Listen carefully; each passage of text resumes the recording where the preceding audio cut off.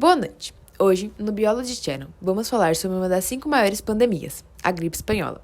Estamos aqui com a repórter Mari para entrevistar uma especialista renomadíssima de biologia para nos contar mais sobre essa doença. Boa noite, Roberta! Sim, hoje eu estou aqui com a Milena, que vai nos falar um pouco mais sobre essa pandemia que até hoje causa muitas dúvidas nas pessoas. Boa noite. Então, Mi, a primeira dúvida, acho que até a maior de todas. A gripe espanhola realmente surgiu na Espanha? Na verdade, não. A gripe espanhola não surgiu na Espanha. Ela tem essa fama, pois na época em que a doença se propagou foi na Primeira Guerra Mundial. Então, se os países envolvidos divulgassem a notícia da doença, provavelmente a notícia seria censurada. Porém, como a Espanha não estava envolvida com a guerra, não tinha motivo da imprensa espanhola ser censurada. Logo, foi ela quem mais divulgou a doença. Assim se deu o nome da gripe espanhola. Entendi.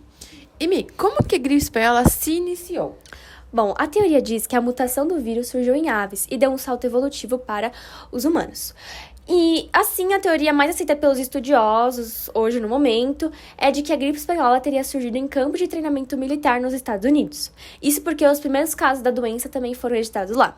Porém, hoje em dia, a doença já foi erradicada. Entendi. E Mi, como que a guerra contribuiu para a doença se espalhar? Bom, o surto da doença se aproveitou da guerra para se espalhar pelo mundo, causando morte de cerca de 50 milhões de pessoas. Neste momento, em 1919, temos uma confusão econômica, onde duas crises acabam se fundindo, a crise da guerra e da pandemia. Isso fez com que a gripe espanhola se tornasse o quarto maior evento com impacto econômico desde 1870. Entendi. E Mi, no Brasil, qual era a situação na época da pandemia? Bom, a doença chegou no Brasil por volta de setembro de 1918, durante a segunda onda da doença. E no início, a imprensa brasileira não deu muita importância. Mas, conforme a doença foi se espalhando, a gripe espanhola começou a ganhar muita repercussão. E falam-se que a doença chegou pelo navio Demerara e logo se espalhou por todo o país, porque não haviam medicamentos que combatessem, sendo São Paulo e Rio de Janeiro as cidades mais afetadas. Entendi. Agora, Mi, fugindo um pouco dessa parte histórica, indo mais para a parte biológica, você pode nos falar um pouco sobre o agente patogênico da doença? Claro. Bom, o agente patogênico é o vírus do H1N1, que é a influenza A, e tendo como nome científico o Mixovírus influenzae. Entendi.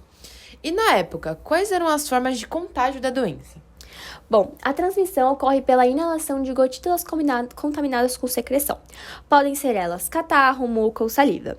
E quando elas são expelidas pelos indivíduos infectados, ou, por exemplo, quando essas pessoas tossem ou espirram, elas acabam transmitindo.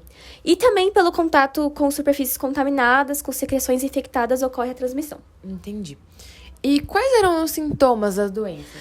Bom, febre de início súbito, acima de 38 graus, calafrios, dor muscular nas articulações, dor de cabeça intensa e dor no corpo, tosse seca e dor de garganta, nariz entupido, inflamação das partes como laringe, faringe, traqueia e brônquios, e um cansaço excessivo e mal-estar em geral. Entendi. E na época, qual era o tratamento da gripe espanhola? Bom, não foi descoberto nenhum tratamento eficiente para a doença. Os médicos recomendavam doses de aspirina para amenizar as dores. Porém, quando as doses eram muito altas, elas acabavam agravando os sintomas da doença ou levando à morte por envenenamento por aspirina. Caramba. E o que era recomendado para evitar a doença? Bom, para evitar a transmissão do vírus da gripe espanhola, era recomendado evitar estar em lugares com muita gente. Então, por exemplo, escolas, ambiente de trabalho, teatro. E por isso acabou que muitas cidades acabaram sendo abandonadas. E agora você pode nos falar um pouco sobre os dados epidemiológicos da pandemia? Claro. Bom, como eu já falei anteriormente, a doença foi erradicada por volta do fim de 1920. Sem a vacina, a pandemia da gripe espanhola acabou por meio da imunidade adquirida naturalmente pela população. Estima-se que a doença afetou quase 1/3 da população mundial, e que era menos de 2 bilhões de pessoas na época. E acredita-se que entre 50 milhões a 100 milhões de pessoas morreram em decorrência da doença, o equivalente na época a 5% da população mundial.